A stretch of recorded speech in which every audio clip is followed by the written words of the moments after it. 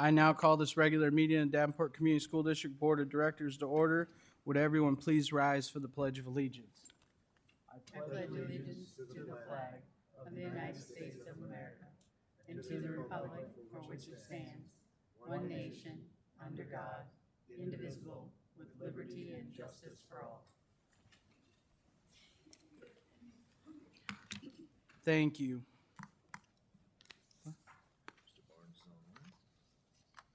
Oh. For the record, Director Barnes is participating by Zoom tonight, so you'll hear his voice coming out of the ceiling. Director Hayes, would you please read the mission and vision statements? Yes, I'll be happy to. The mission statement. Davenport Community School District is dedicated to growing excellence in academics, the arts, and athletics for every child by ensuring the highest quality of education in an environment shaped by our diverse community, preparing our students to be lifelong learners and productive citizens. The vision statement.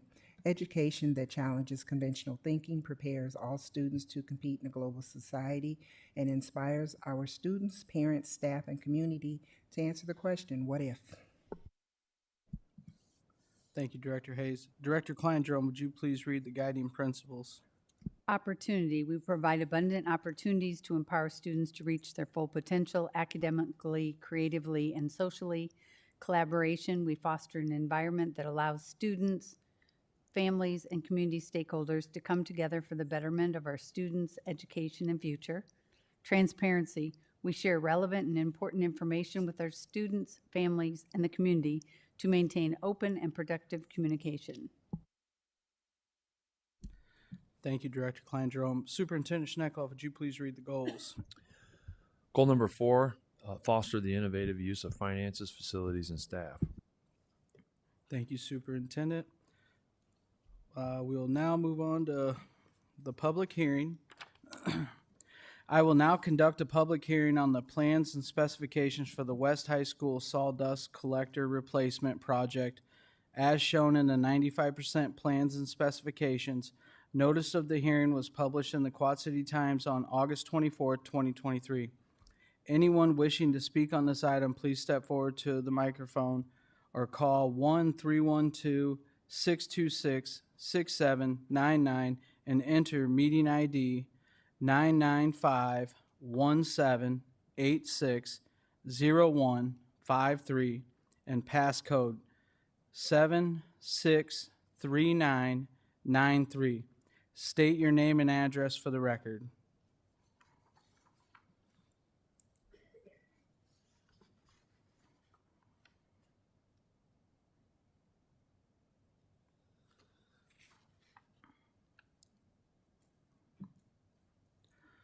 Seeing and hearing none, I now declare the public hearing closed.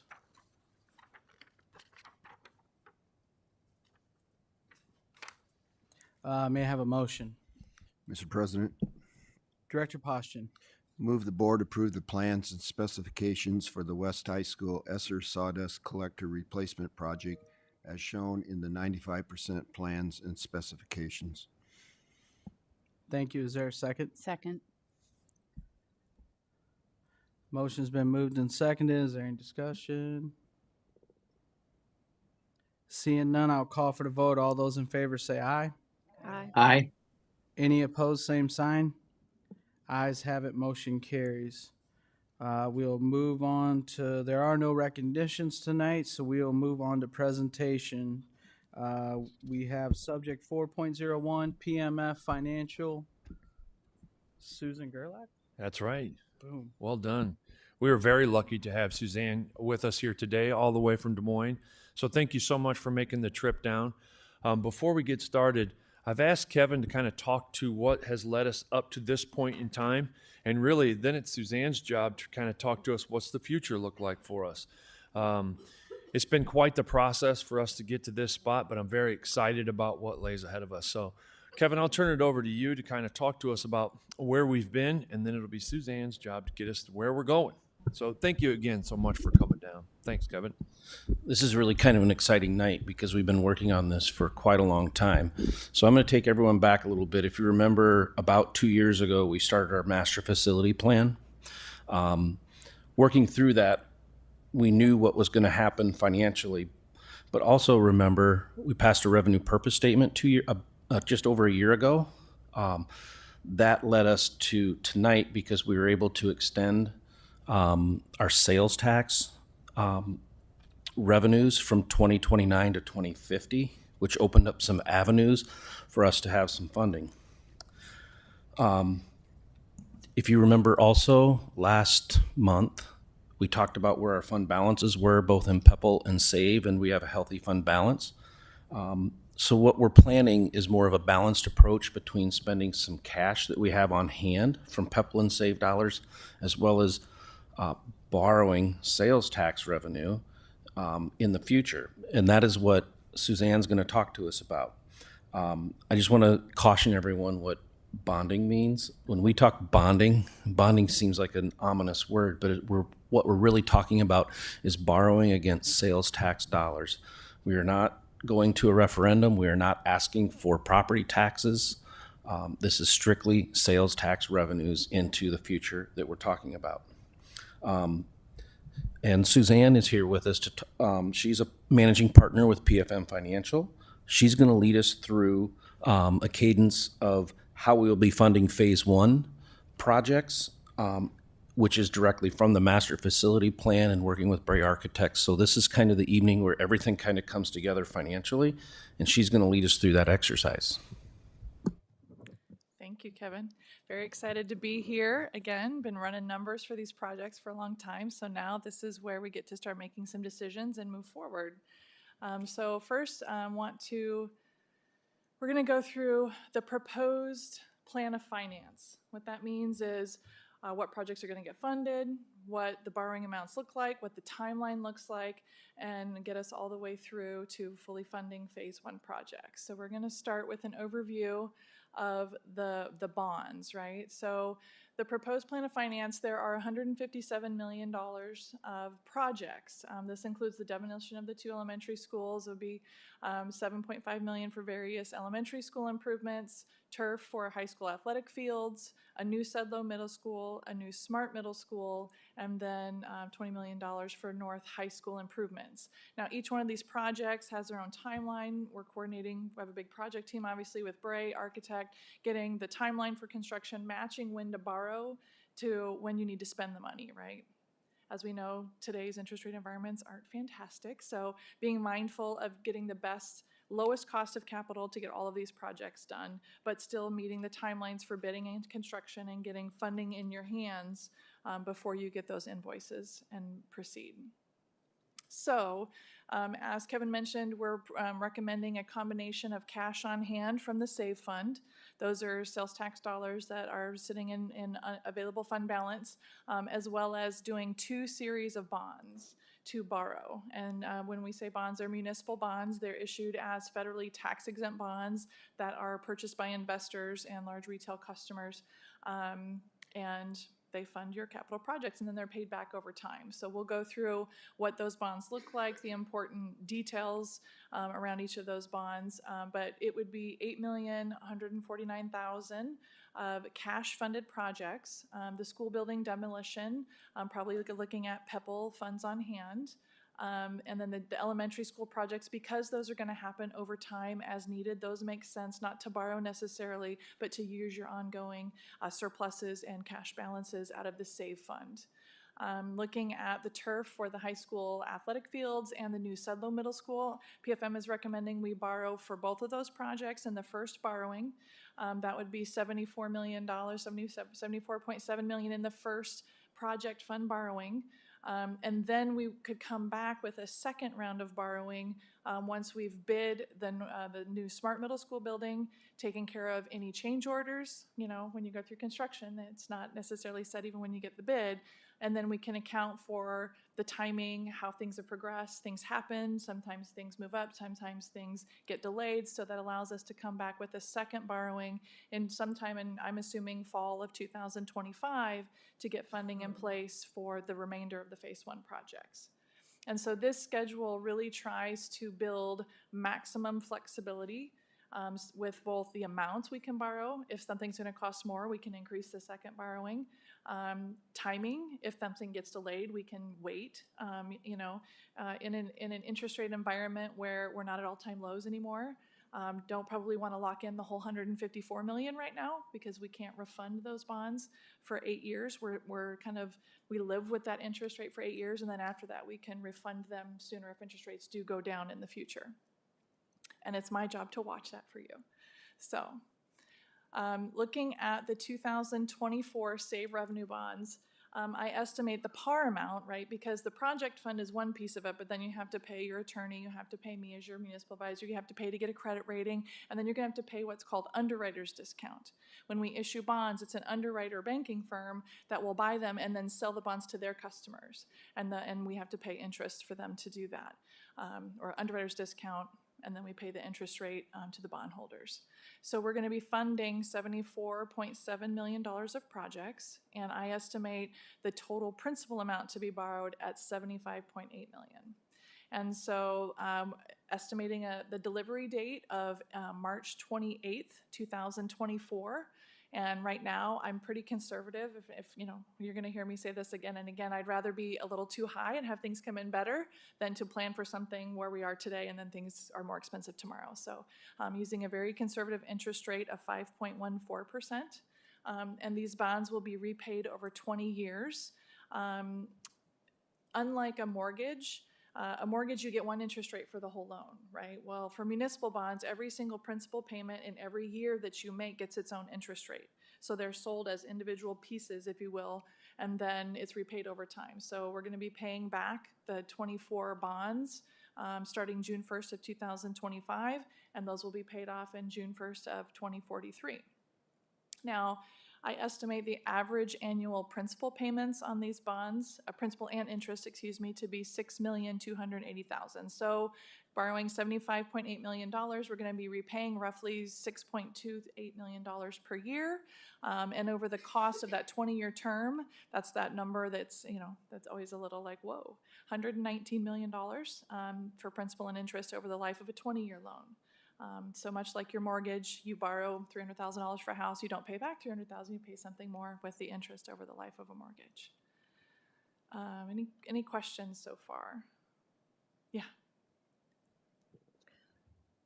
I was just wondering, I know not everybody is familiar with what PEPL and SAVE are. If you could just define those real You quick. bet. Thank Yeah, you. so PEPL is property, property, plant, and equipment levy.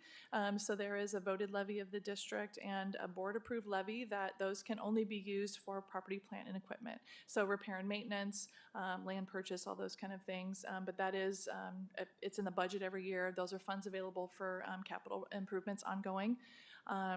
And then SAVE stands for School Advanced Vision for Education, which is that statewide penny. Everybody pays that 1 penny sales tax and it goes into the statewide pot.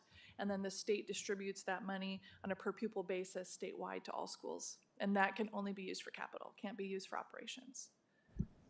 The other part of that too is we were waiting for our count to come official in the middle of October because that's a variable that we need to know. Suzanne needed to have that to be able to put in her models so we knew where our enrollment was because there's a state average per pupil for sales tax that's given to every school district in the state. So once we had that, we were kind of we're ready to go and we're ready to plan this. So that's why you're seeing it tonight as opposed to last month or prior to October 15th. Looking at the 25 bonds, again, I'm assuming we'll come back maybe September of 2025, looking at the construction schedule. And I was just visiting with a gentleman from Bray Architect about, he's going to send me the monthly draw schedule so we can match even more closely for the timing. But estimating it'd probably be September before you've spent enough of the bond proceeds from the 24 bonds to merit coming back to the market, making sure that we don't run out before we start this new SMART middle school. We'll have bids in hand by this time. SMART will be bid. We'll know exactly how much that's going to cost. We don't want to overborrow. We don't want to underborrow. It takes a lot of time and effort and expenses to borrow every time we do. So really being mindful of what makes the most sense to group the projects together. And again, using the same 5.14% interest.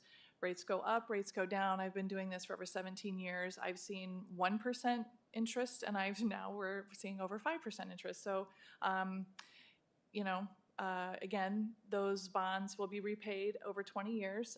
The other nice thing about waiting and borrowing this second series is now we have till 2045 to pay these bonds back. So it just gives us a little bit longer period of time that we're not overlapping, and we can pay the bonds back over and still be in that 20-year window. Because we get an extra year, we're borrowing in the fall, we're not borrowing in the spring, we do get an extra principal payment for the 20 years, and so a little bit lower average annual debt service on this of $6,050,000 of average principal and interest. I do structure just how I look at it. I'm trying to give you sort of a level principal and interest payment. It's not exactly the same every month like a mortgage would be, because it is different what you're paying in principal every single year, but I do try to be mindful and get as close as we can as sort of a set number of payments. So now for budgeting, we know what the constraint is every year. And so again, $120 million over time. The timing of this issuance can be adjusted, and the principal amount can be adjusted. These are just PFM's preliminary numbers. Now, those are specifics about the bonds. Now, obviously, there's a lot of assumptions that go into that. We are assuming declining enrollment in the future, maybe settling around 11,000 students, just to be conservative. We have very modest growth in that statewide funding per pupil, just to be conservative, make sure we have enough. But I do at this time project that there's going to be more than enough. You're still going to have annual surpluses even after you pay for the debt service and all of the principal, or the other projects, that are scheduled. We have millions of dollars for technology, for instructional support, and then also ongoing capital projects that are just pay-go. So all of that is taken into account, and the bonds, and I'm still estimating we're going to have $1 million surpluses in the cash flow each year, which, I know makes Kevin happy. Flexibility. Okay, so now that that's sort of the bonds themselves, now we're going to talk about the process. What does it look like to go through the bonding process? It's been 2015 since PFM worked with the district to do the last SAVE issuance. And those bonds are actually going to be paid in full June 1st of 2024. So hello, good to see you again. Glad to be back. And very excited to be doing projects. So since we issued bonds in 2015 together, the rules of the game have changed. The laws have changed, the public hearing requirements. There didn't used to be a public hearing requirement if you had your revenue purpose statement, but now it does require a reverse referendum public hearing to issue SAVE revenue bonds. And so that's a 2-meeting process for the school board. At meeting number 1, the district will take action to set a public hearing for a future date and time, just like any other public hearing. And you're required to publish a similar notice to any other kind of public hearing. Only this one has to be at least 10 days and no more than 20 days before you hold the hearing. And it must be published in a newspaper having general circulation. And in this case, the voters have the right to create and submit a valid petition to the district. So, and that petition would mean that they want the bonds to go on a ballot, right? So the petition. And then meeting number 2 would be holding that public hearing. That was held at least 10 days, but no more than 20 days after that notice of publication. So also, in addition to issuing SAVE revenue bonds, any athletic facility projects that are not education-based, the turf projects in this case would fall under athletic projects. Those projects require a public hearing that is subject to reverse referendum as well. That's very different. That's a new thing, and it's very, so that doesn't matter if you're borrowing for the project or if you're using your SAVE cash for the project. If those SAVE dollars are spent on an athletic facility project, the project is required to be subject to that reverse referendum public hearing. And so the schedule that I'm going to show you will assume that we're going to set and hold 2 public hearings. One for the issuance of future SAVE revenue bonds to save time and to save expenses. I'm going to recommend we hold one large hearing for the future issuance of all of the bonds. That's allowable, and then we can issue them over time. It gives you sort of a not to exceed amount for all of the debt you can sell in the future. And so I'm recommending we do one public hearing for all of the SAVE revenue bonds, both the 24 and the 25 that I'm proposing. And then there'll be one one public hearing specifically for the athletic facility turf project. So there will be 2. And again, the reverse referendum means that the voters have the right to petition the school board asking for an election on the issuance of SAVE revenue bonds or the athletic facility project. Now, a petition must be created by an eligible voter, signed by at least 10% of the voters who voted in the last school board election, and it must be filed to the board no later than the date of the public hearing. So it's like other petitions that the board may receive. So there are 5 school board meetings that are required to walk through the full process of issuing revenue bonds, save revenue bonds. And so I've walked through just specifically the school board meeting actions that will be necessary to walk through all the steps. And I've actually put a proposed timeline in here for your consideration tonight. School board number 1, I'm proposing would take place on November 13th, 2023 to set the public hearing and approve that publication that will go to the newspaper for both the Save Revenue Bonds and the athletic facility project. At school board meeting number 2, I propose that would be held December 11th. That gives us plenty of time for publication. If there's an oopsie, it gives us another week for publication, and still meets that 10 and 20 guideline. And then that means that on December 11th, we would hold the public hearing for both the issuance of Save Revenue Bonds and hold the public hearing for the athletic facility project. And you would receive any petitions that night if there are any. Now, assuming there is no petition received, we continue on to school board meeting number 3. Now, I have built in a tremendous amount of cushion. As you can see, it's going to be the holidays. I don't know about you, but I would have peace of mind knowing that it's all settled and done before we go on break for the holiday, and then come back in January and then work through the other parts of the bond sale process.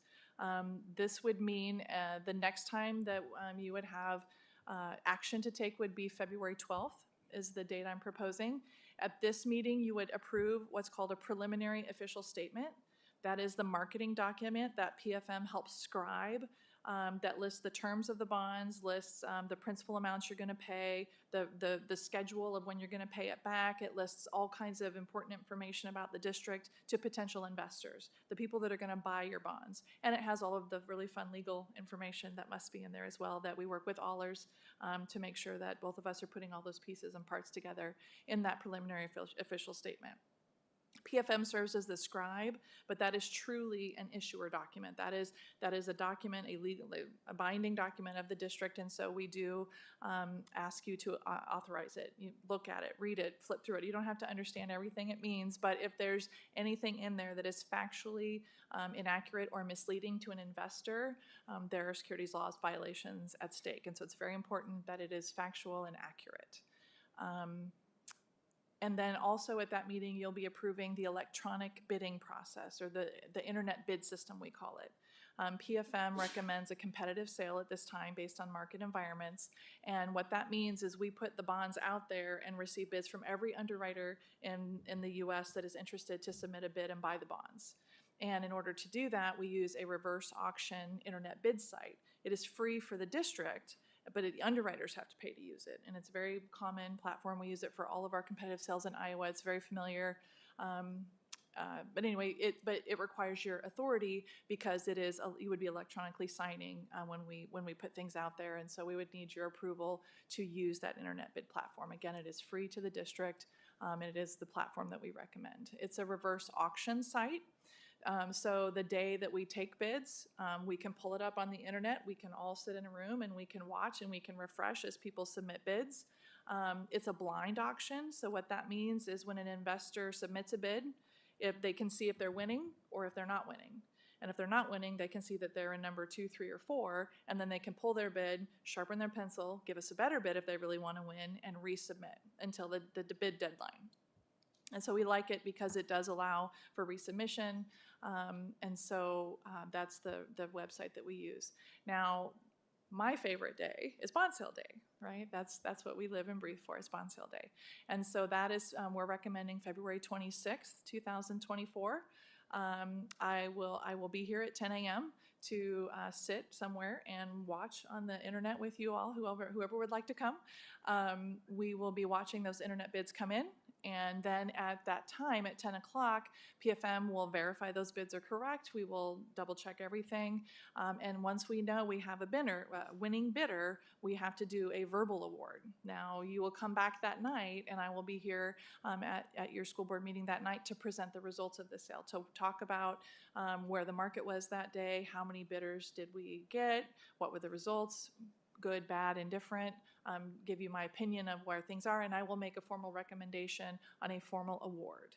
Now, my award will be I'm going to recommend whoever we verbally awarded to at 10 a.m., but that's why we need your permission, because we are making a verbal award on your behalf.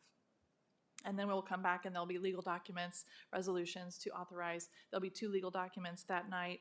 One to say that we were present when we opened bids and received the results, and the second to formally award by resolution to the winning bidder. And then there will be one more school board meeting where your board secretary will probably and probably board president will need to stretch their hands for all of the documents they get to sign, all the legal documents. That's where you get all of the legal documents from allers with the issuance proceedings. There'll be legal opinions, there'll be tax exemption certificates, there'll be authorizing resolutions, there'll be continuous disclosure certificate, and all the different legal documents that will need to be put in place to close the bonds and get the school district the bond proceeds. So 5 board meetings in all. Now, there are other activities that go along with the bond sale, and so I thought it was important to just lay them all out. So again, recommending we start November 13th to set those public hearings and approve the notices that will be published. Work on publication to hold the public hearing on December 11th. That will be 2 public hearings for both the issuance of save revenue bonds and for the athletic facilities turf project. I am estimating that Kevin and I will be doing the rating call with Standard & Poor's in January. I'm estimating the week of January 31st. We need to give Standard & Poor's time to do their credit rating process and get us back a report so we can publish the rating of the district in that official statement. That's a very important part of the information that goes in that official statement. Standard & Poor's is one of 3 different options. There's 4 options, but there's really 3 major options. And really in Iowa, there's 2 options that are the most common. It'd be Moody's Investor Service and Standard & Poor's.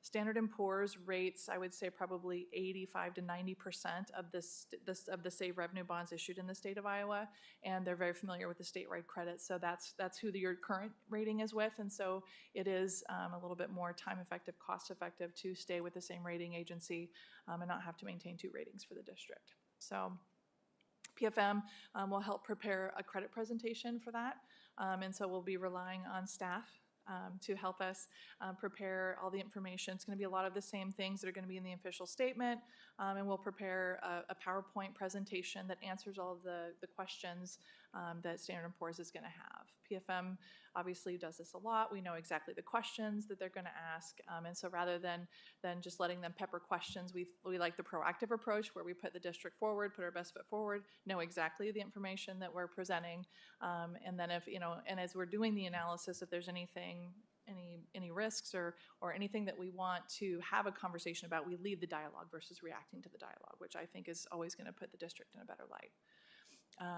And then at the February 12th meeting, that's school board meeting number 3, that's where you're approving that preliminary official statement.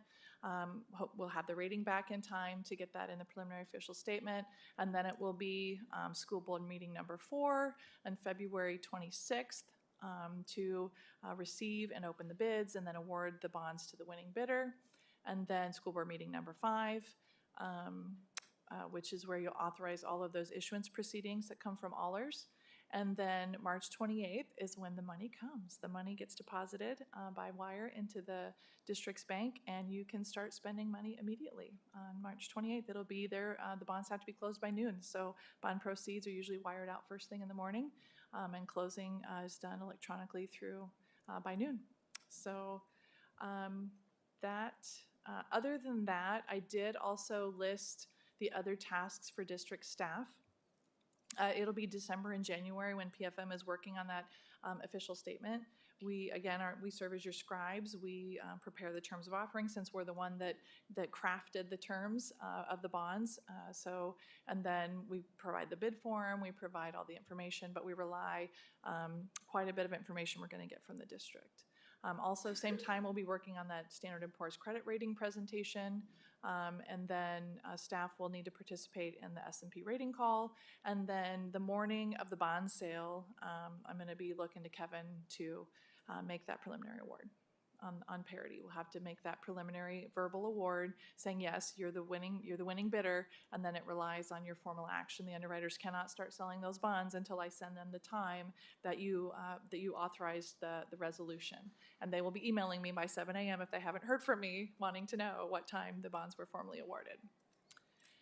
And this schedule does get the district the bond proceeds before construction is anticipated to begin in April of 2024 for the turf. That is the first project up, is the high school turf projects, and that's anticipated to begin in April of 2024, and we got you bond proceeds March 28th, so just in time for you to begin construction on your first project.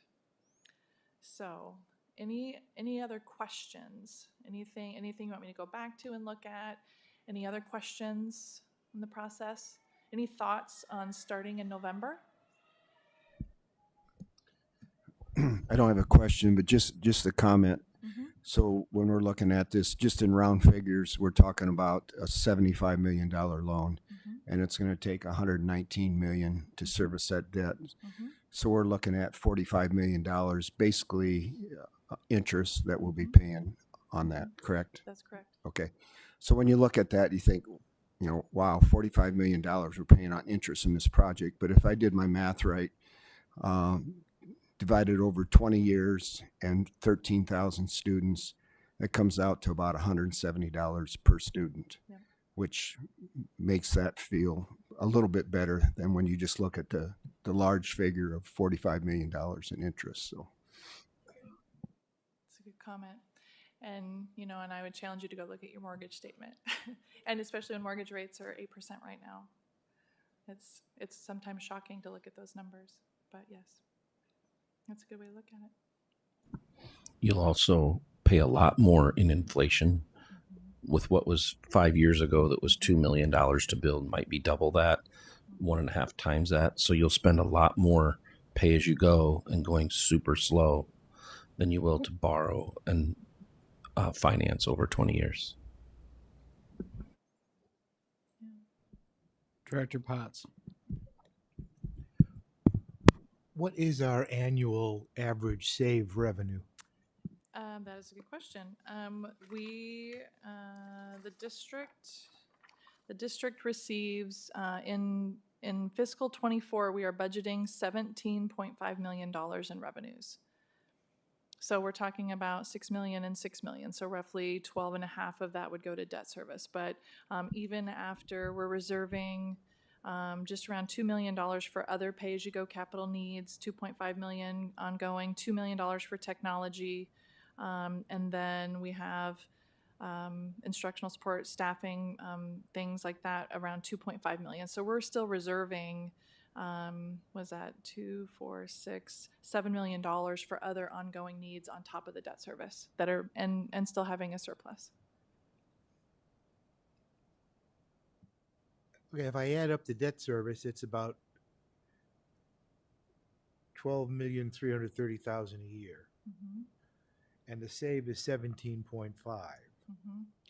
And you're also earning interest on your cash of 5.3%. And so your interest earnings are generating $4 million a year.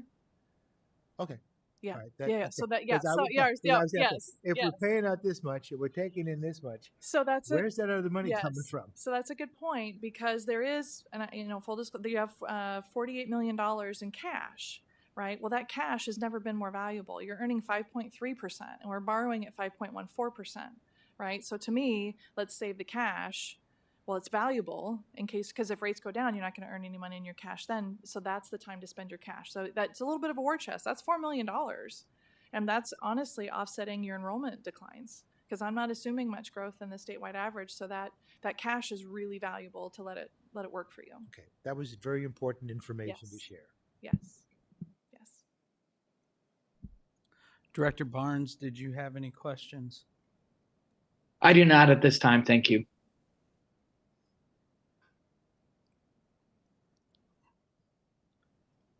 All right. Thank you for the mind-blowing presentation. My pleasure. What did you think I was gonna say? Yeah. Oh, knocked it out of the park. Great job. Good job. Thank you. Hope you had an over-under on that. Got it in there. All right, we will move on to student board reports. We'll start at this end with Nye.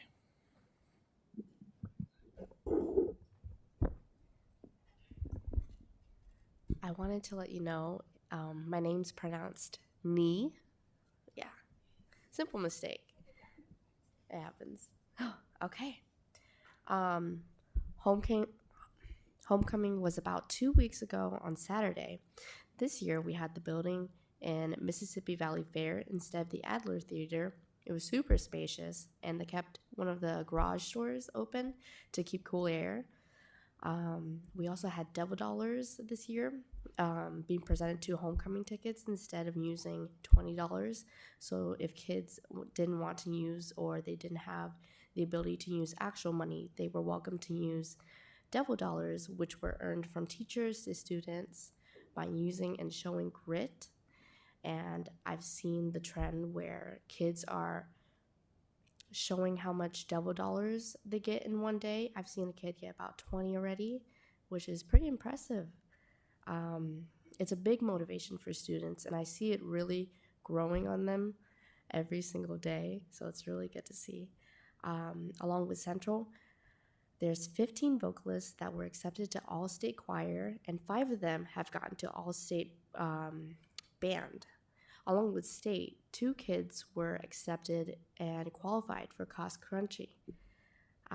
Also, the Drama Club is playing Ordinary Days, and it's happening this Saturday at 7 p.m. Tickets are sold, I think, after school, and I'm going. I'm super excited. There's also Gray Matters Chapter. It's a student-based club that's kicking off this Friday at 3:30 after school, where students are welcome to come in I think it's the PAC this time, and I'm super aware that the goals for them is to spread awareness on mental health concerns, students empowering other students with safety and social levels, and see how they can be proactive and solve them within the school. Also, today, I've also seen a lot of teachers were given the gray, black tees with the Davenport school logo, and it also had the Davenport Community Schools that was printed in white. I saw a lot of the teachers smiling, and they're holding it up. They're like, "Look what I got today." And I was like, "Really? That makes you guys super happy?" And they were like, "It's real nice." I saw so much passion, and my welding teacher was also like, he was showing it, and he was like, "Look at this, guys. This is what I get," and I'm super happy about it. And I think it really made a lot of us motivated to go to school that day, because so many teachers were so happy about it. That's all I got. Thank you.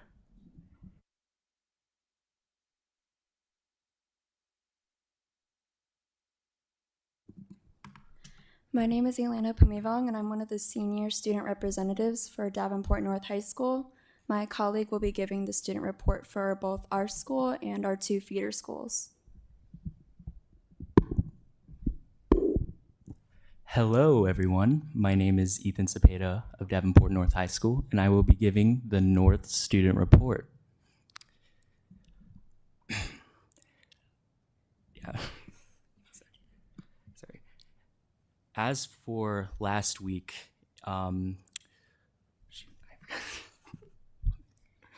okay. Sorry.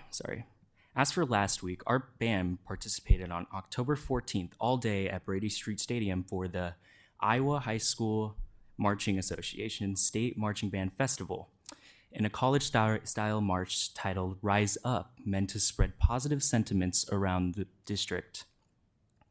Additionally, this weekend, several of our Wildcats tried out for the all-state performance, and our school's student conductor and flutist, Morgan Smith, qualified for the 2023 All-State Band along with 3 of our choir members, Reese Rewerts, Carter Owens, and Novalee McLaughlin. Students Melania Jimenez and Cameron Freeman also qualified for the 37th Annual Opus Festival. So I would like to congratulate these students for their recognition on the state level in their musical endeavors. Additionally, after seeing the participation from Homecoming Week's Spirit Week, we decided to implement a Spirit Week for our student hunger drive and themed certain days off of it. On Monday, we had Superhero Spirit Week Day. On Tuesday, it was Twin Day. On Wednesday, it was Wear Pink Day. On October 19th, it was the interesting Vampire versus Werewolf Day. And on October 20th, it was our Blue and Gold Spirit Day. Just to know, our most popular day that week was definitely Wednesday, where Wildcats could be swarming the hallways wearing pink. We also had a great moment of triumph in our student hunger drive that occurred last Friday, October 20th, when we reached our 250 goal in the Stop the Bop and replaced the incessant song of Tiptoe Through the Tulips by Tiny Tim with songs people enjoyed. As for our recent sport updates, on October 17th at 7 p.m. in North's Gym, our volleyball team competed in a regional volleyball game versus Central and won 3-1. On October 20th at North, again, our volleyball team competed in their final conference volleyball game versus Pleasant Valley, where we unfortunately finished the season at a loss of 0-3. Our football season was finished off on October 20th at 5:30 for junior varsity and 7 p.m. for varsity, which was against Cedar Rapids Kennedy at Kingston Stadium. One of our freshmen, J.C. Nucci, qualified for the cross-country state meet. But as for this upcoming week at North, this weekend our drama club is presenting their fall show of Almost Maine, which will be on Friday and Saturday at 7 p.m., this Friday and Saturday, and on Sunday at 2 p.m., where the tickets range from $8 to $10 and are available online at dnhs.booktix.net. Our next upcoming event hosted by our Student Hunger Drive is the Powder Puff Volleyball Game on Thursday, October 26th, where any student is welcome to join teams up to 3 and have a fun competition. To enter, each student must pay a $3 entry fee to the Hunger Drive. All proceeds will go to our overall Hunger Drive contribution. Then, looking at Wood Intermediate School, which is our primary intermediate feeder school, Wood has started a Hunger Drive to help support North's Hunger Drive. And also, last week, Wood joined North and other schools in the region on October 10th at the Band Spectacular at Brady Street Stadium. The Wood Vikings also performed on October 19th at 7 o'clock p.m. at North High School's auditorium for the Wood Fall Choir Concert. Then, moving on to the elementary level, we look at Harrison Elementary School, which is our primary elementary feeder school. They have started their student hunger drive to help North as well, just like Wood. And last week, they also hosted an event on October 19th from 5 to 8 p.m. at the Fun Station, where students paid $7 to jump and play to raise money for the Harrison PTA, who made 25% of the profits. This upcoming week, they will be having a trunk or treat on their blacktop from 5:30 to 7:30 p.m. In addition to this, winter sports, including basketball and wrestling, have started. Thus concludes North High School Student Board Report.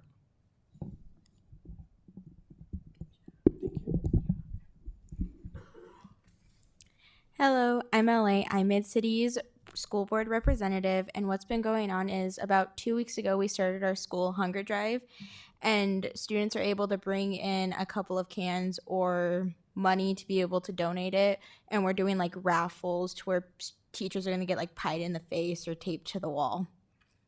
That's just a few of them.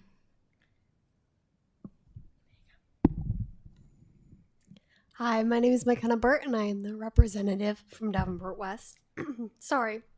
This past week, our publication staff attended the Iowa High School Press Association Conference up in Iowa City, and they learned many things about different sessions, doing all different sorts of things with publications.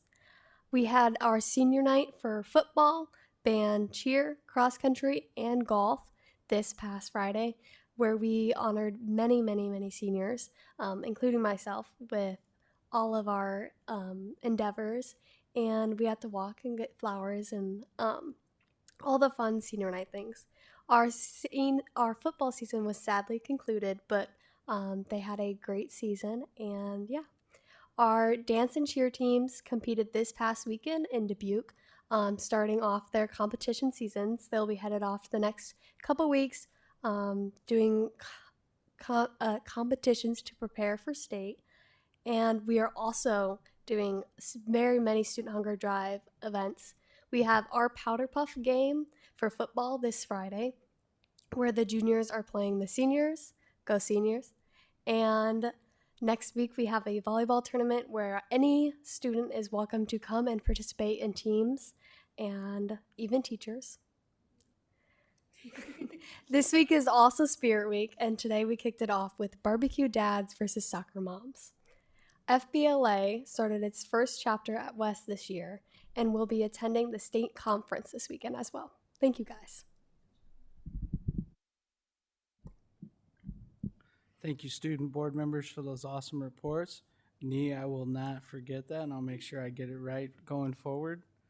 Are there any board reports? Director Kleindrum. I would just like to give our condolences to the family of Jim Riedesel. Jim was a social studies teacher down at Smart for over 30 years. Both Bruce and I had the opportunity to work with him. Great guy, great sense of humor. Just overall great guy. Director Hayes. We'd also like to add our condolence for Tanya Wilkes at Sutler lost her mother since we last met, and we'd like to offer our condolence to her family as well. Director Beck. On a lighter note, I think, and probably several of us attended the band spectacular at Brady Street Stadium. The guest band, Lincoln University, was fantastic.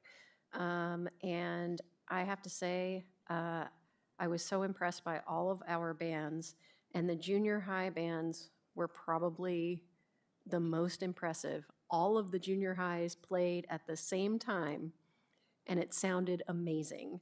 And then everyone played at the same time, like 700 kids or 500 kids, and it sounded fantastic. And so I just want to give a shout out to all this faculty and staff who put that together, and all those kids who must have been practicing their hearts out, because it sounded so good. It was really impressive. So we've got great bands here in the district. Director Barnes, did you have a board report?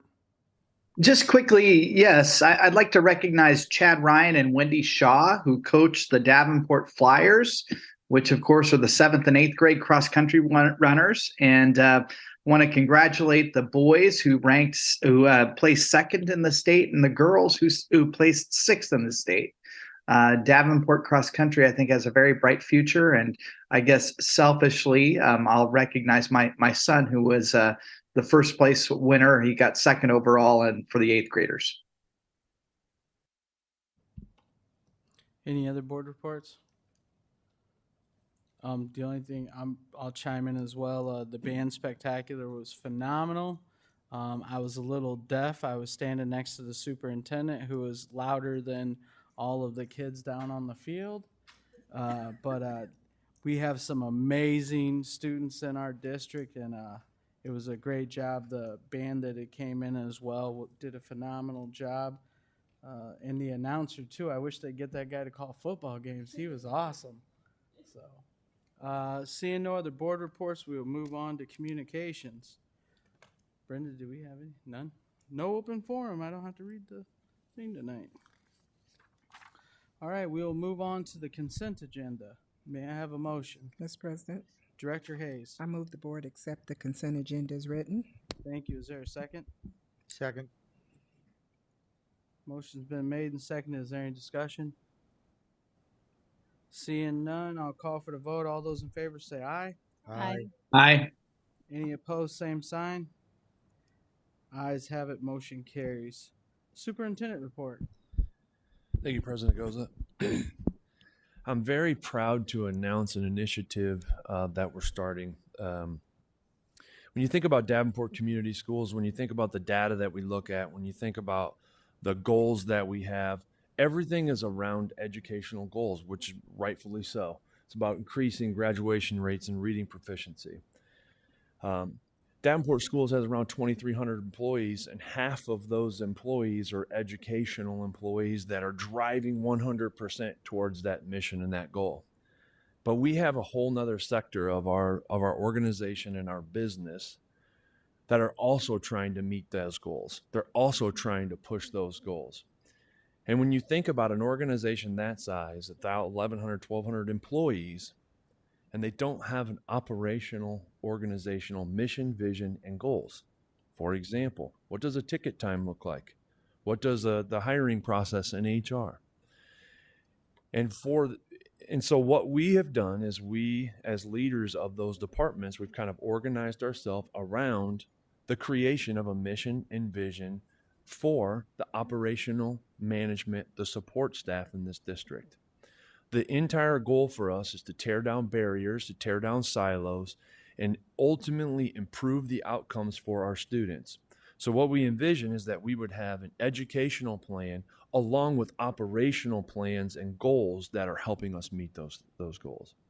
We're kicking this off November 14th in the boardroom with the HR department, IT, operations. Operation makes it a little difficult because there's about 300 of them, so we have to figure out the best way to cascade this information. And what am I missing here? And finance, thank you, Kevin. We can't forget that one. And we're going to get in a room and we're going to begin to talk about what's the mission and vision. Also, right now, we're looking at a software that will allow us to track our ticket times. It'll allow us to gather data. And the whole purpose of this data in systems like ours, it will allow us to interrogate reality and not one another. So when you put the data on the table and you can actually talk about how can we improve our system for outcomes for students, for teachers, getting materials delivered. When you have a mission or a vision that says, nope, the students in our district are getting this today and we're going to make sure that it's delivered on time. We need to rally the troops to make sure that happens. So we're going to embark on that. More to come from that. I'm really proud of our leaders that are going to help move us through that. Really could be a game changer for allowing us to see how can we better use our resources? How can we better improve the educational outcomes for our students? Thank you. Thank you for that report. Committee reports. Finance Committee. We met last Thursday, and Susan Gerlach was online with us, so went over much of the material that we saw tonight. Thank you. Elziak. I believe we meet in November. Is that correct? Yeah, sorry, I forgot to write it on my calendar. I will do that now. Thank you. Policy Committee. We meet next week. Long Range Facilities Planning Committee. We met last Friday and arranged a presentation that we'll have this evening and a discussion on the future of Frank L. Smart. Thank you. The school, not the person. Thanks for clarifying. Nothing new to report on legislative advocacy at this time. We will move on to items requiring action. The only item requiring action tonight is subject 11.01, the 2024 course guide. The following motion was made by Beck and seconded by Barnes at the October 9th, 2023 meeting. I move the board approve the 2024 to 2025 high school course guide as presented. Subsequently, Kaline Jerome moved and Poston seconded the board to postpone that motion to the next meeting. The motion to postpone passed unanimously. As a result of those board actions, we have an open motion on the table. Is there any discussion? Director Beck. So we're allowed, we can discuss the course guide questions that were left open at this point? Okay. Sorry, it's hard to follow where the motions are. I just had one question. We got some feedback on our questions, particularly about speech, that was going to be embedded within the curriculum. And I just wanted to know if that has been done already, if we have models, or if this is a proposal. And my reason for asking that is just that I still have some concerns. Being in a college classroom with students who are coming out of this pandemic, I can tell you communication is not their strong suit. And so I think it is really imperative that we make sure that our students can do this. And so I'm just kind of curious about what the plans are then if speech is not a required class. How are we going to make sure that a student can actually stand up and talk in front of people, right? Thank you for that question. So typically when a resource is adopted and the field test is completed, then we spend that following summer to go through all of the standards. We go through prioritizing those standards. And once that is done, we would make sure that the speaking and listening standards are prioritized within those ELA resources. As we spoke during our last board meeting, really emphasize that speaking and listening isn't going to happen in just one class, and nor should it be just the responsibility of ELA, that it really needs to start even in preschool all the way through our entire system and across content areas. So when we're looking at speaking and listening, those can be done throughout all of the content. And then we need to be very explicit through those priority standards and our pacing guides as to where that's going to happen. Mm-hmm. So I guess just to follow up, it sounds like we're going to be asking people to, particularly at the elementary level, to add more, which we already know is a bit of a struggle. And so how are we going to accomplish that without losing something else, I guess is my question. And then the other one is, do we actually have models for how this is working? Because we can say we are going to intentionally build it in, but I'll be honest, I don't have I've seen that people say that and it doesn't happen, right? In all sorts of different environments, not just education. And so is there an actual concrete plan or a model that we're using in order to do this? Mm-hmm. Somebody who's done it successfully. So there's a couple thoughts on that. There are planning documents that can be used so that when we're creating lesson plans, that speaking and listening is brought right in there. And that is something that has actually been a highlight through all of our visits during our curriculum resources, whether it's math or ELA, that the planning process is so important. And when you're planning, how do we make sure that it's engaging and that for instruction? And then how are we engaging for that speaking and listening as well? So that's one approach that we would make sure we're explicit about. The second piece is that what gets measured gets done. And so when you have a priority standard, that priority standard is assessed in one way or another. And so we would want to be very explicit about that in addition to those planning documents.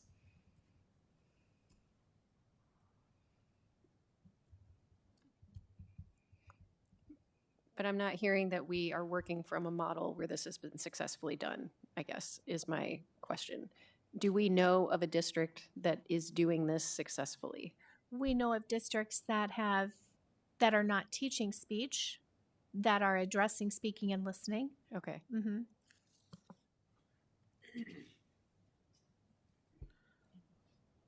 Director Kleindro. And I understand that the 24-25 course guide with the speech removed only starts next year with next year's ninth graders. So currently 9th, 10th, 11th, 12th still are required to take speech. Is that correct? Correct. So we've received feedback from counselors, from teachers, from administrators since our last meeting, and gathering all of that information. And historically, when a course guide is adopted and approved by the board, it would start with the incoming class, the incoming ninth grade class. So we're really just using what has been past practice and has worked very well.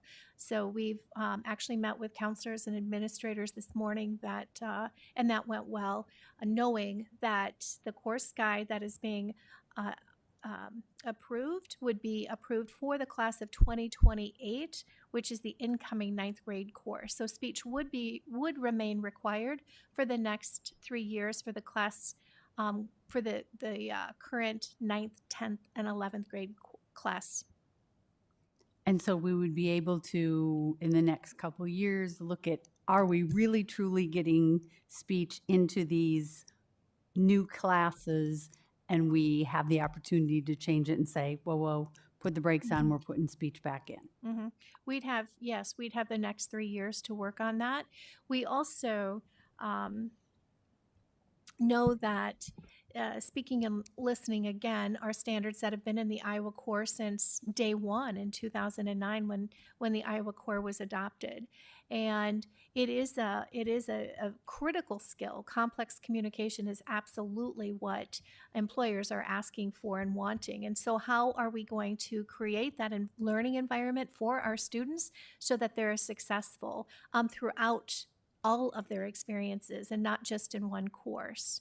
And so I think that really ties in with all the engagement that has also been highlighted throughout our data review and how important engagement is and being able to collaborate together. So all of that is work that is wrapped together, and it's not in isolation.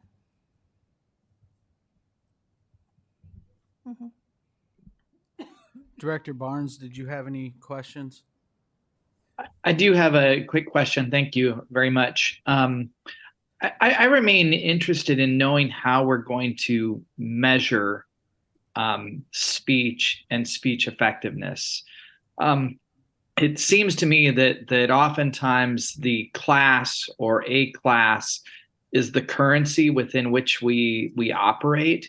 And so I remain curious, interested to know at what point are we going to assess whether or not we're doing better without a speech class when it's embedded in all of these other classes? And how will that be assessed? I mean, you could look at a transcript and say, oh, hey, I took speech, or the student took speech, but we won't have that now. So how will we assess that? Mm-hmm. You know, there are many models that we can lean into to create that assessment piece to ensure that we are meeting the mark. For example, I'm going to use writing. There are districts that have adopted a common writing rubric, and that writing rubric is all the way through the entire system, and writing is an emphasis. And then you use that rubric to monitor progress that students are making throughout their educational career. The very same thing can happen with speaking and listening. Complex communication. Thank you. Mm-hmm.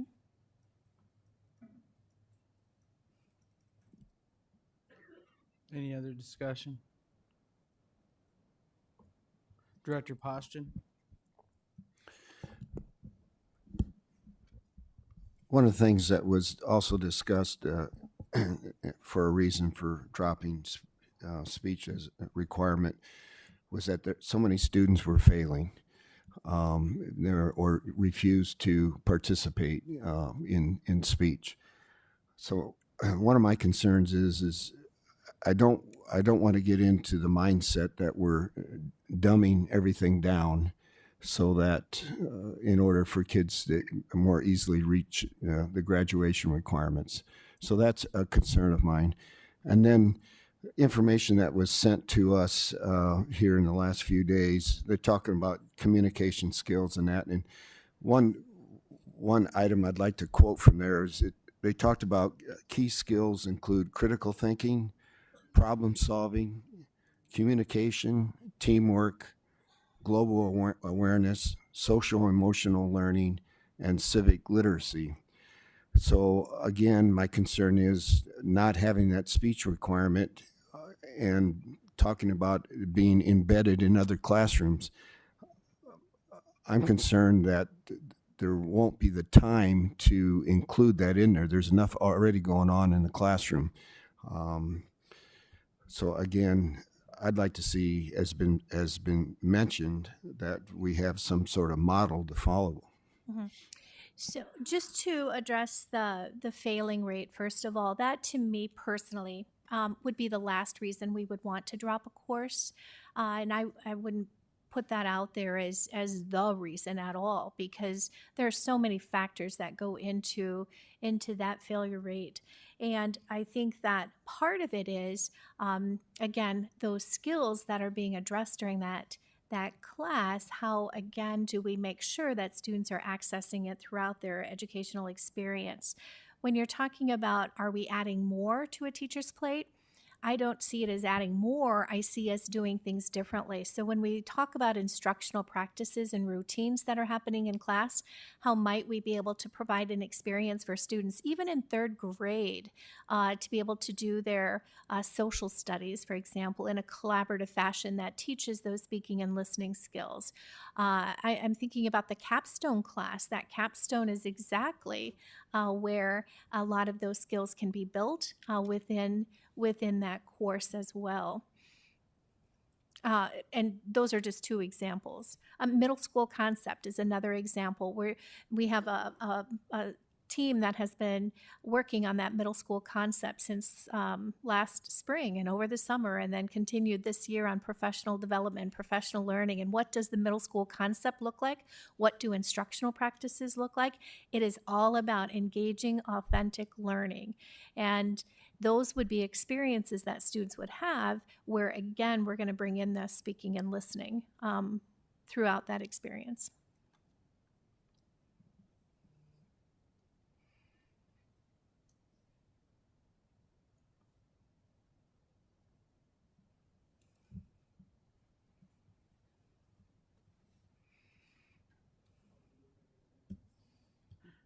Director Beck. I think I appreciate what Director Klein-Jerome said about, reminding us that there is a chance to evaluate how we're doing this. I also echo Director Barnes' comments that we need to know what the measurable objectives are before we drastically change things, right? And I guess that brings me to my other concern, kind of along the lines of Director Postian, that we are not doing enough for our college prep students and our high achieving students. And I know we have to serve everybody. Everybody deserves the same opportunity at education and the same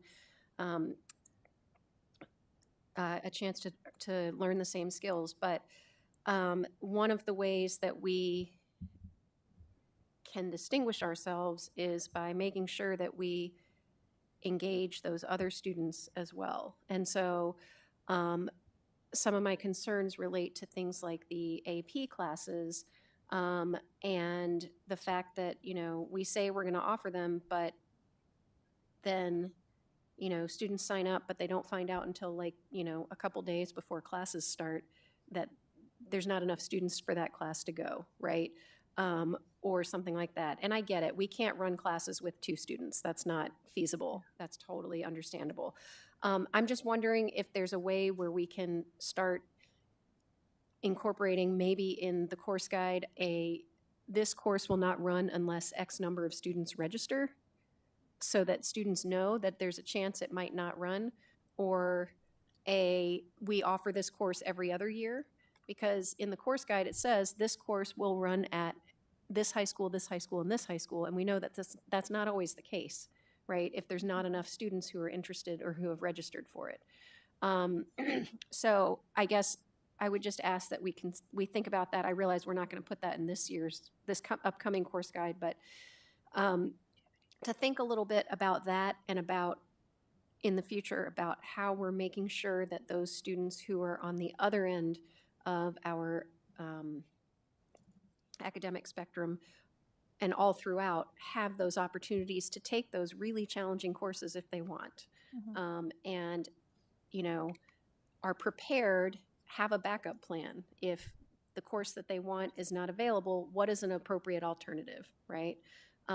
Because that gets at all of the planning that we've been talking about. Somebody's planning to take AP, whatever, and it's not going to run, then they need to know that so they can make alternative situation. And finding out the day before the first day of school is not helpful in that respect. No, I appreciate those comments, and that is very doable to be able to make some adjustments in the course guide in the future with that statement so that it's clear on registration. Director Poston. Well, even though I have a lot of concerns about dropping speech, I'm going to vote in favor of it. After going through the information that was sent to us called Decoding Deeper Learning in the Classroom, that brought out some of the learning that's taken place as far as speech within the classroom. And then also I'm going to depend on the work that you as a staff have put into this. And you as a staff know better than what we do. And but again, I definitely have some concerns.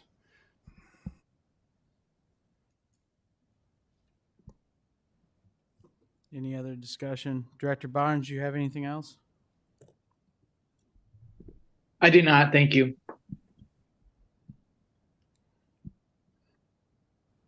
The only thing I have, but kind of along the lines of what a few board members have said, how long would it take you all to put together something on how you're going to assess this to make sure it is working? Obviously, I don't expect it tomorrow, but I'm sure in your discussions you've had something, and what are your benchmarks going to be? Because I can either do a board request for it, but I would like that information presented to us at a future board meeting, because I'm not really comfortable with it, but I understand it.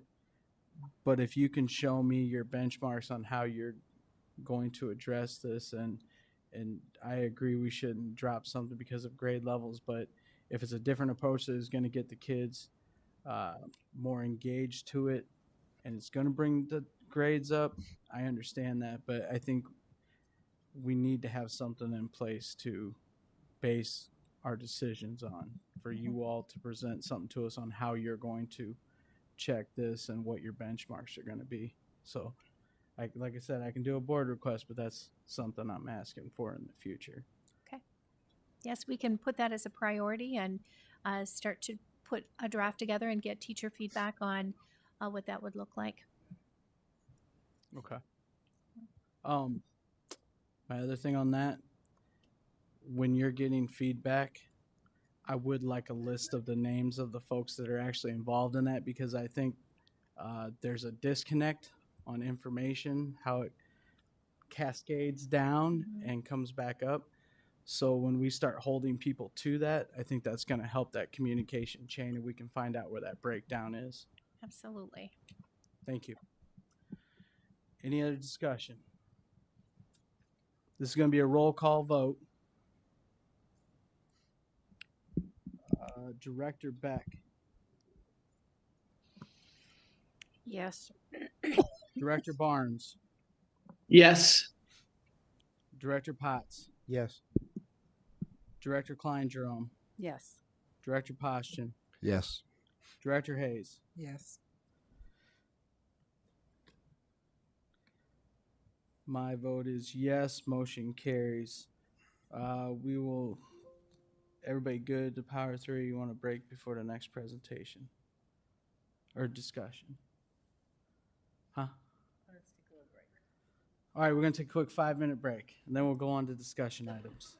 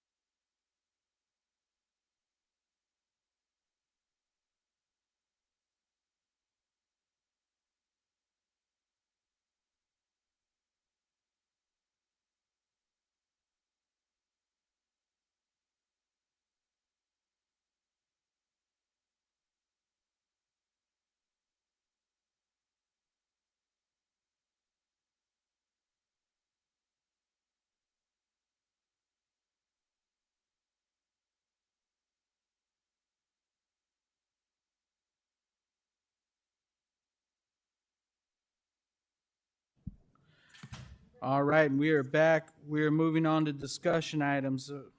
First discussion item is 12.01, Smart Intermediate School Renovation or New Building Project. I'll turn it over to the superintendent. Thank you very much. We've asked John to put together a presentation. We also have the principal here with us tonight about Smart Middle School. This kind of dovetails right into the financial conversation that we were having earlier, but also at the request of the school board. If we are going to move forward with the projects at Smart, let's take a very close look at, or Sudlow, let's take a very close look at what does Smart look like.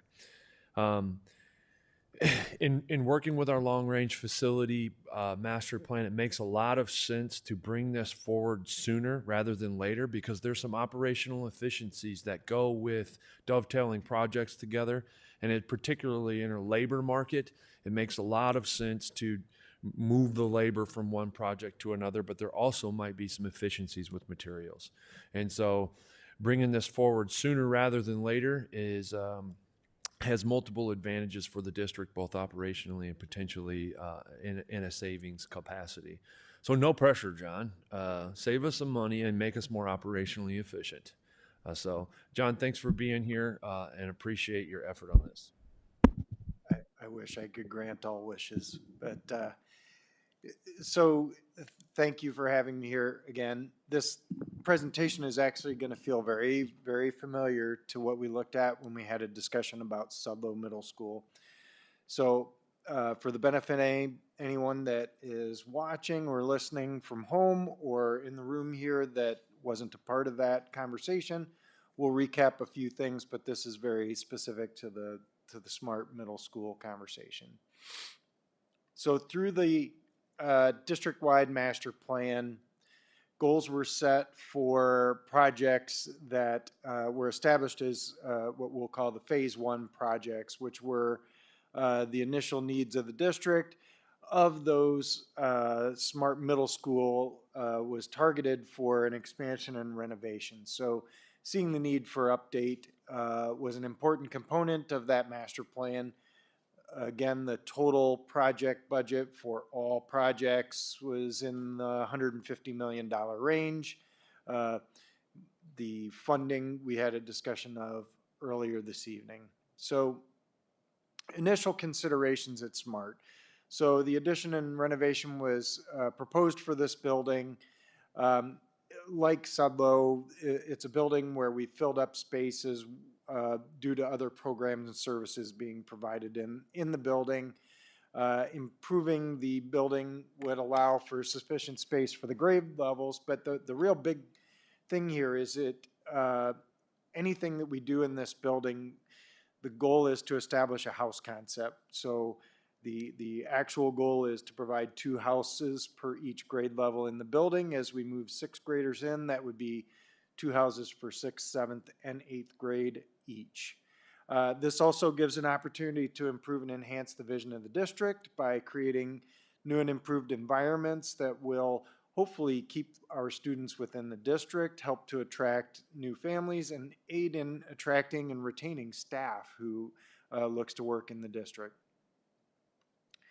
So this specifically would be some form of addition renovation.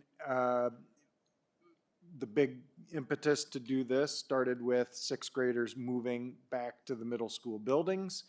But there were other improvements targeted for Smart Middle School as we worked through that facility study. So if you remember that long facility study document, there was a considerable amount of necessary operations, maintenance, repair, and update items that were identified for this building. One thing that's missing here is collaboration and flexible use areas, as well as increasing sight lines and supervision so that we are able to update and increase the safety and security for the staff and students who live and work in this building. So if we want to just recap what a house model is, the ILDs said it best. We're taking a big building and making it small. So we're taking a large class body and breaking it into a smaller component, which should create smaller learning communities that would improve the relational and social development of the students, enhance their academic engagement, and provide an environment which would improve the student outcomes for the students in that building. Like Sudlow, we do have a small cafeteria. We only have a single gymnasium. When you have a sizable building with one gymnasium, it is hard to keep up with the PE and extracurricular needs of the students. This gives us an opportunity for better integration of technology classes, FCE, and just generally an approach for STEM to introduce those kids into STEM programs before they embark on their high school career. We also have the ability to improve our site safety and logistics. If you've been down to the Smart Campus, there is a lot of traffic and not a lot of place to go there.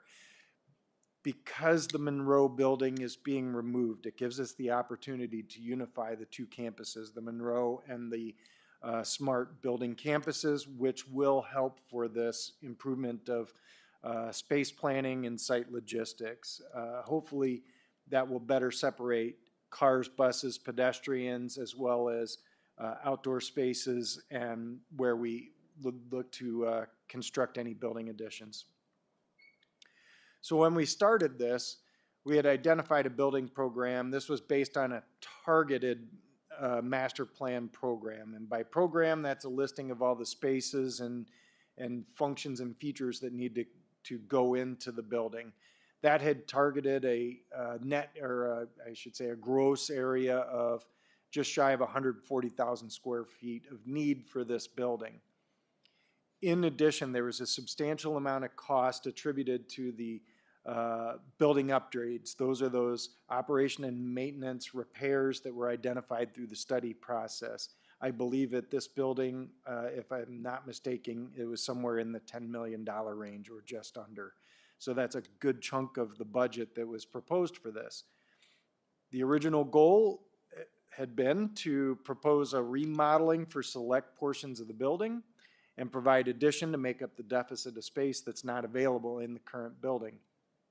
That cost was targeted at approximately $51 million, just shy of $52 million.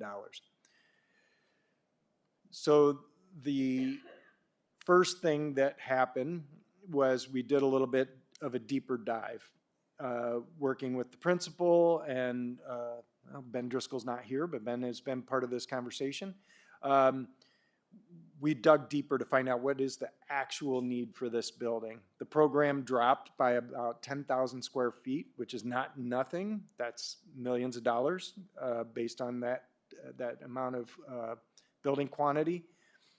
And so the amount of addition likely could go down a little bit, but the remodeling still affects a good portion of the building, and it still needs a significant amount of update and repair. That number doesn't change if we look at remodeling the existing building. So with the reduction in the target square footage, the proposed budget cost is in a range of $49 to $51 million.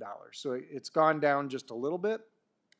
Part of the reason for that gap in pricing is it's still very early and we're projecting out in time because we're looking at this as a 2024 start of work kind of project. So the question was asked, is it possible to look at this project a completely different way? And like Sudlow, we did a deep dive to understand what it would mean to knock down the whole building and start all over, or retain some small portions of it and provide a more sizable addition. And what we found, similar to that other conversation, was that a complete standalone facility, given the reduction in square footage, would yield a gross cost of approximately $55 to $57 million.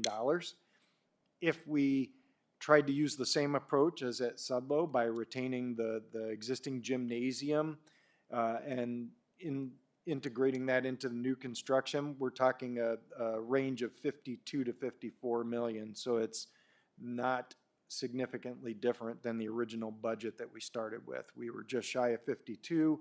For just a little over 52, we could look at a very sizable addition against the existing gym for the project.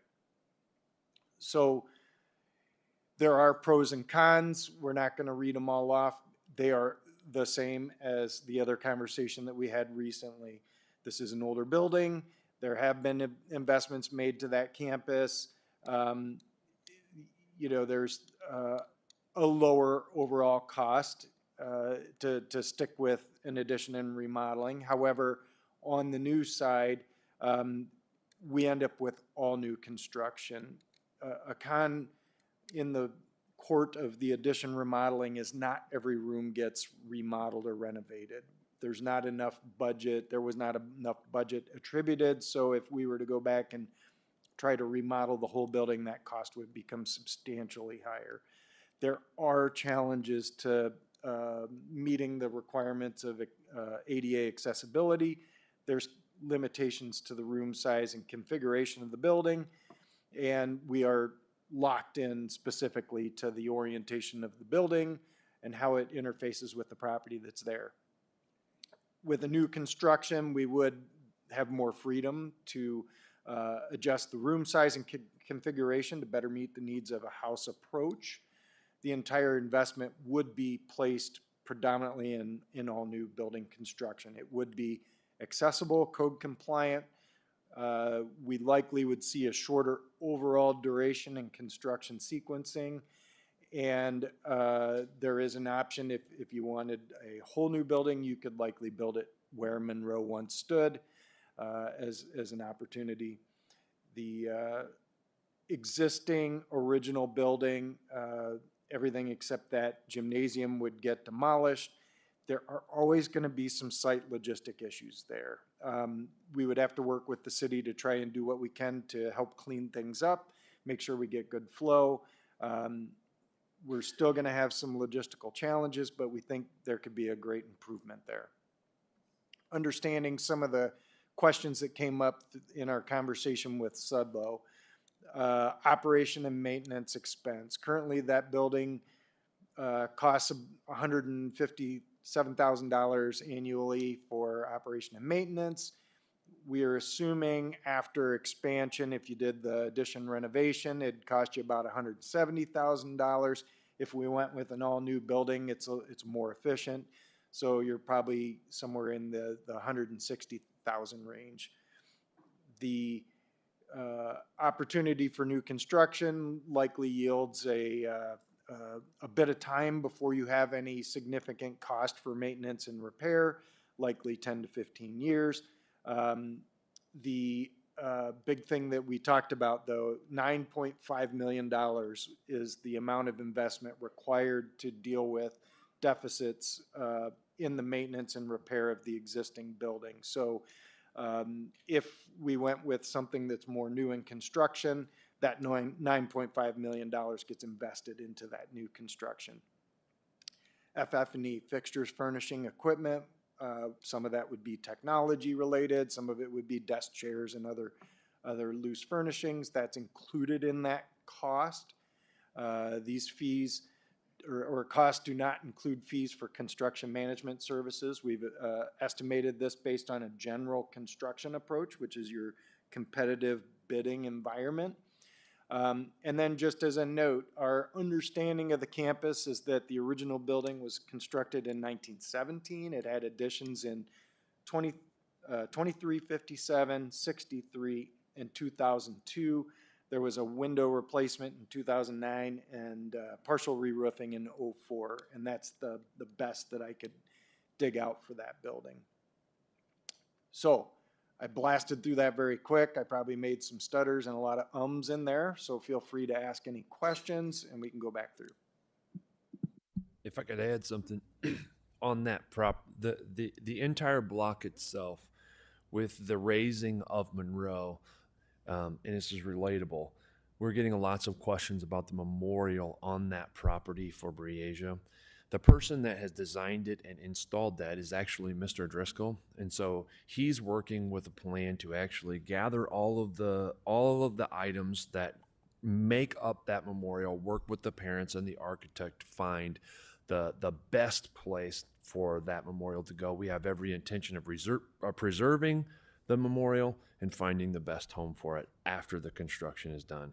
So lots of people are seeing the fencing go up around the Monroe property and the memorial's inside of there. We just want to make everyone aware of that. And actually, to build on that, part of the demolition of Monroe salvages key pieces like date stones.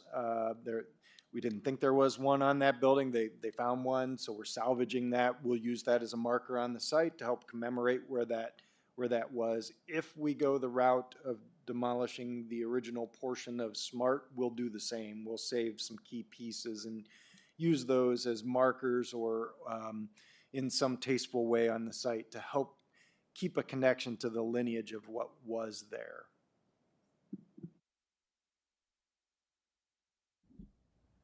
Director Hayes. You had mentioned the possibility of saving the gym and building around that. So is the gym relatively recently remodeled, or because I'm wondering what that looks like, older gym? Does the brick match, or how does that work? So the gym was constructed in '02, and likely there would be a little bit of update for just making sure that fire alarm, fire protection, and mechanical systems are integrated. But the beauty of that is it could set some aesthetic rules for us, such as matching some of the stone and the brick so that the flavor of what we build integrates nicely with what's there. Okay. Another question, if this goes through, when you order the Sudlow materials, would this also be included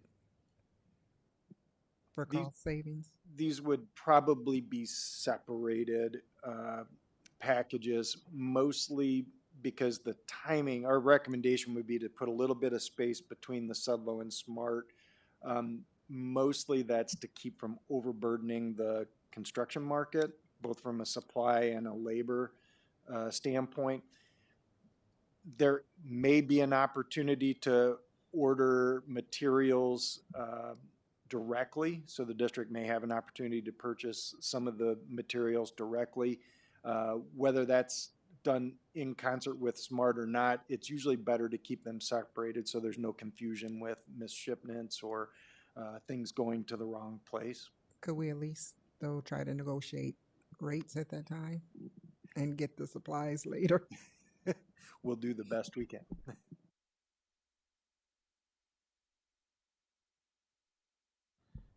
Director Beck.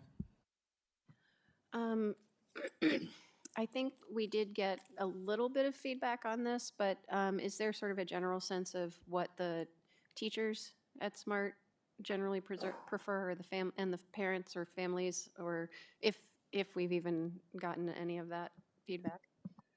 So there was a survey that went out when we raised this conversation with Sudlow, and there was a good chunk of feedback that was received with respect to this, and a lot of it was a concern that any project at SMART would never happen. And so first and foremost, the board has placed that on the list of projects for phase one. So that is a benefit for students and families and staff. But we have a principal here.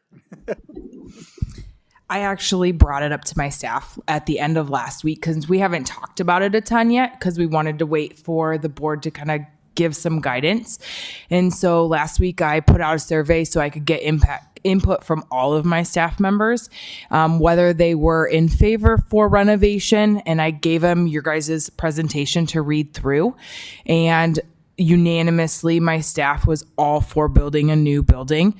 And they really narrowed down to the fact that the community, how much that would mean to that community down in the West End for our students and our families to have a brand new building after the closing of Monroe, and even with Breasia and everything, how that would just mean so much to them, as well as they just felt that everybody deserved it and that the kids needed to see that the district is really supporting SMART and really wants that to continue to be a building down there and also wants it to flourish as well.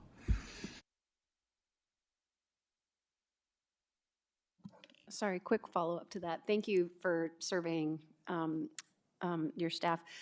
Did you ask them about like brand new versus like building around the current gym? Or is it more like as long as it's one of the new building plans rather than renovation, that's what they were in favor of? I didn't get into specifics, but I did provide open comment section so they could provide their input, and they didn't really decipher any difference between adding to the gym component and keeping that piece. They were just adamant that the older part of the building, they just felt is in, unfortunately, more of a disarray. And so they just truly felt that the students and the staff deserved and they needed something new to actually fit the needs of what they wanted to do and how they wanted to help students. Director Kleindrum. I would not want to see it go on the Monroe property because you couldn't attach it to that gym. And 2002 is not that old that I think we should be tearing it down. So like Sudlow, I'd like to see that remain and attached so that if you move it across the street, it's worthless because no kid's gonna, well, they probably would, but run across the street to go to the gym. If the gym is retained, it would be directly connected and on that property. And that is likely your best value of approach. Director Potts. Where are we in the process of acquiring? There's still, I think, 2 houses on 5th Street across. We own all the other property except those 2 places. I think it would really enhance the entire project if we could get those 2 properties and then see if the city will let us close 5th and 4th. That would open up a lot. Then you could build either to the north or the south. Closing 4th would then you could, Smart's got the smallest field around. I mean, it's not very big. If you could close 4th, you could, all that Monroe property could be their field. And that's a great comment. The current thought would be that the north portion of the property that Director Potts is talking about would predominantly house parking, staff parking. The former Monroe site would be the perfect candidate for that improved field with walking track and some opportunity for some additional parking. So the ability to unify those with the streets is a conversation we would have to have with the city to see if it is possible, but it would be a great enhancement if it could happen. To answer your question, though, I have not looked at purchasing those 2 properties yet. Do we have the ability for eminent domain? No? I'll bet you have some kids that smart you could send over there.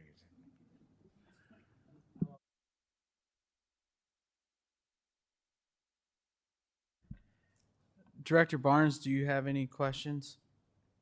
No, none at this time. Thank you. Is there any other discussion on this? Director Postian. I'd like to, again, thank you for the time you spent with me going through the building. And after going through the building, there's no question in my mind that we need to go the new route with saving the old gym. And I think there's just too much going on in that old building to justify renovation.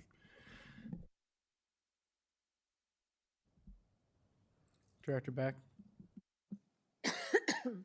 Sorry. As with the Washington Sudlow site, I encourage us to consider making sure we have some sort of playground structure available because I know in, as public institutions, we often serve sort of as a neighborhood park. And so that's something to keep in mind as well.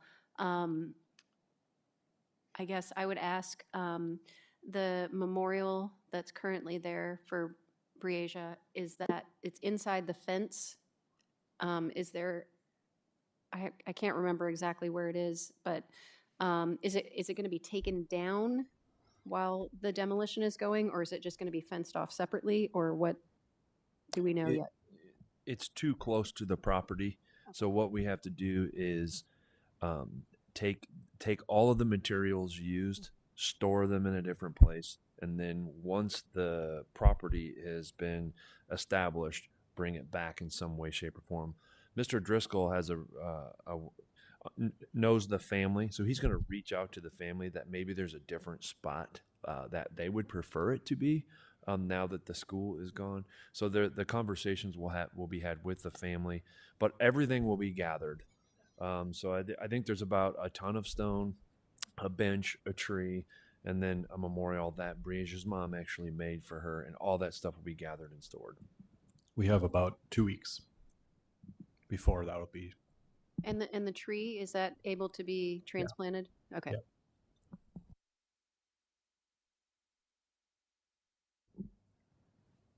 Any other discussion? When would this be coming to us for a vote? Next regular meeting. Is there any additional information board members would need before voting on this at the next regular meeting?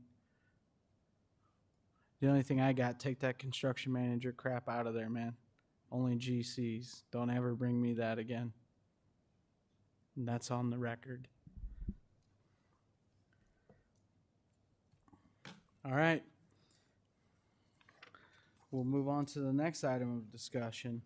Subject 12.02, discussion of Bray Architects for Williams Intermediate partial replacement and roof restoration.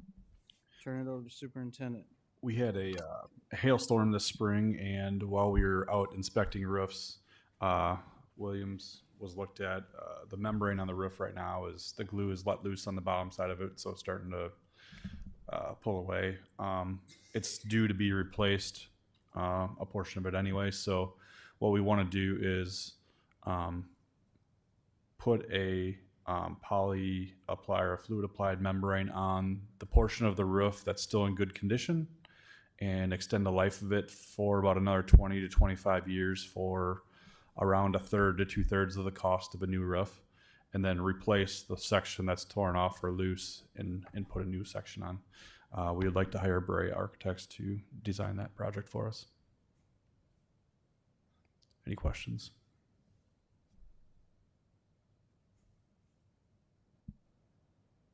Essentially, this will be redoing the entire roof. There are sections that were done not very long ago, so it's really close to the whole thing, but that building, after this replacement, will be good to go for the next 20 years, Okay. as long as there's no storms. Very good. You got that disclaimer in there. Any discussion on this?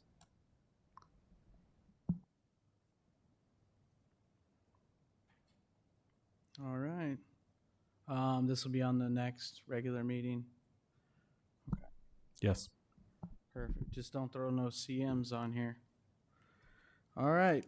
We will move on to subject 12.03, Project Lead the Way, Grant for Energy Exploration Modules. I'll turn it over to Superintendent again. Good evening, Melissa Trimble, the specialist for science, and I am requesting permission to be able to purchase the energy exploration modules from Project Lead the Way. We have a grant to do this purchase. They have decided as Project Lead the Way to sunset 2 of our existing kits that we use as our guaranteed and viable curriculum for science in grade 4, and they have replaced it with a new module. As such, I would like to set up our teachers for success and be able to give them this new module, which will then be used in place of the 2 that we no longer have access to.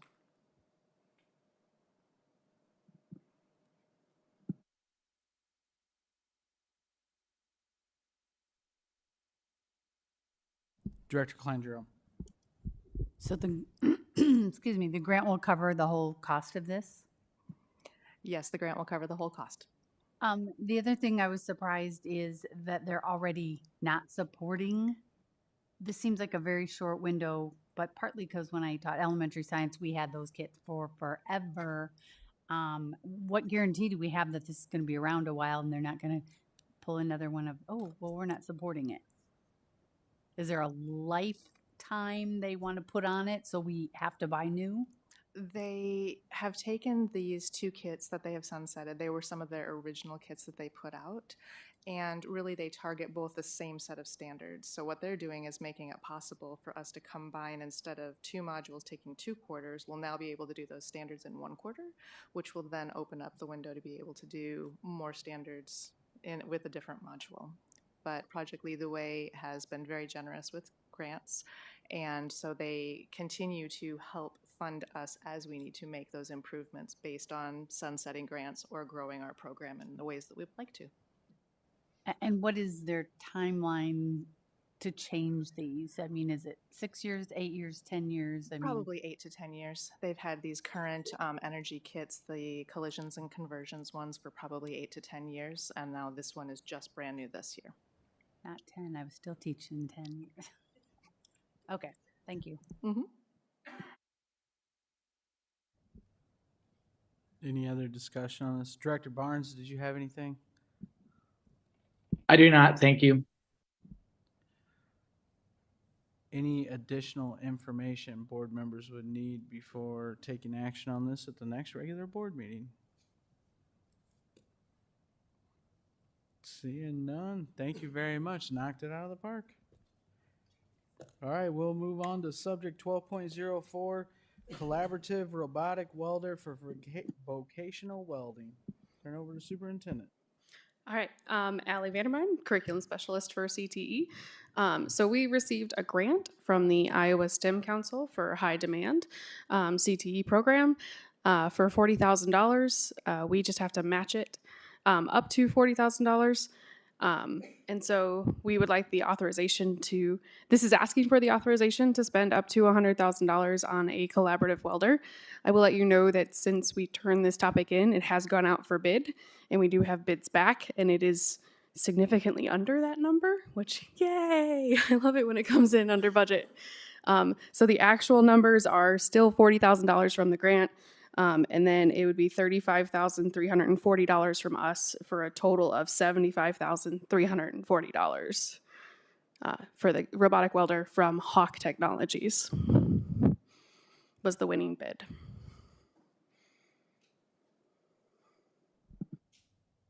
Director Beck. So, I guess if it's only 35,000, is that right, from us, do we still need to authorize it as a board, or is it because we're flowing through The total grant money? cost is still over. Okay. And this isn't something we have right now, No, correct? Yeah. we're very excited. But it's something that everybody uses who does welding. Mhm. Yep.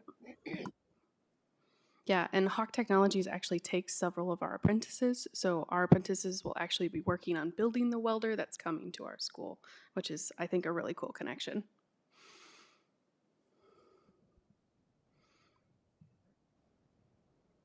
I have one question. So we're discussing this tonight and we won't take action. I believe it's November 13th for our next regular meeting, and you've already gotten bids, got them approved.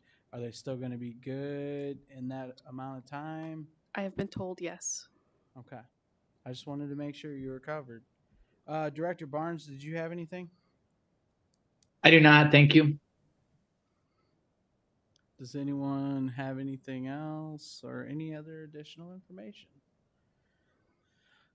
Allie, as always, knocking it out of the park. I think this will be a great addition to our vocational welding. We'll move on to subject 12.05, policies for board second discussion. I'll turn it over to Director Klein-Jerome.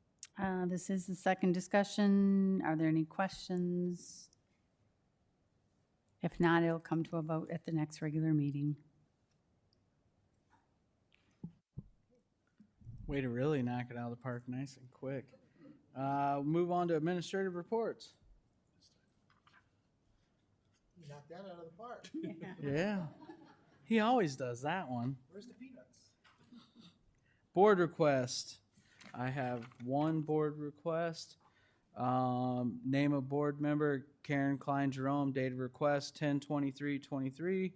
Item requested an agenda item, description of the request. Would like an update about the middle school plan for next year. Why are you making this request? We delayed moving sixth graders to the junior high middle school.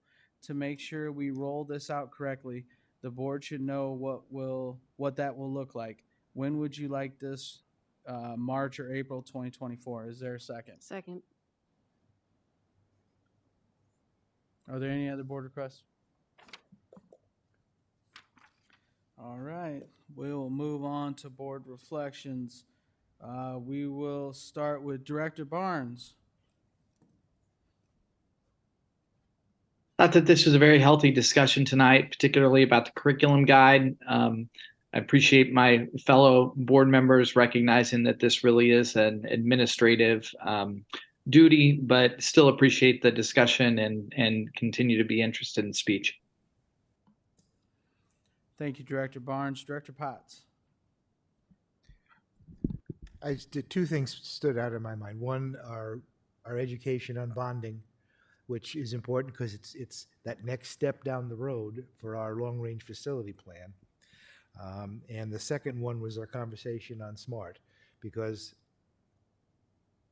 we have to do to SMART what we're doing to Sudlow. You can't not go down that path. I intend to vote for it. Not that I've changed my mind, but I'm going to vote for it. Thank you, Director Potts. Director Klein Jerome. I agree that we could not do Sedlow if we are not doing SMART. I also support that. I have heard the finance bonding thing twice now. I'm just amazed at all the steps and things that have to go into it, and I thought that was very informative. I also like the fact that we are looking ahead, the grants and things to get some of these things paid for. Thank you, Director Klein Jerome. Director Beck. I also really appreciated the discussion on SMART. I think it's an important discussion to have. And I agree with Director Potts that if we are going to put an investment into Sudlow, then we absolutely need to do the same, because all of our students deserve the best. The other thing that I actually really enjoyed was our student board reports tonight. I really enjoyed hearing from about the feeder schools in particular, and hearing about all the things that are going on, not just sports or not just music, hearing a lot of different things going on. And so I thought those were excellent board reports tonight. Thank you, Director Beck. Director Poston. I agree with everything that's been said. Knock that one out of the park. Director Hayes. I enjoyed the presentation between Kevin and Suzanne, and also the discussion with SMART. Actually, I enjoyed all the discussion items, but especially SMART. Thank you, Director Hayes. Superintendent Schneckloff. I think it's incredibly invigorating to plan the work and then work the plan, and that's kind of the route that we're going to see something beautiful and new driving down 4th Street is going to make an incredible difference.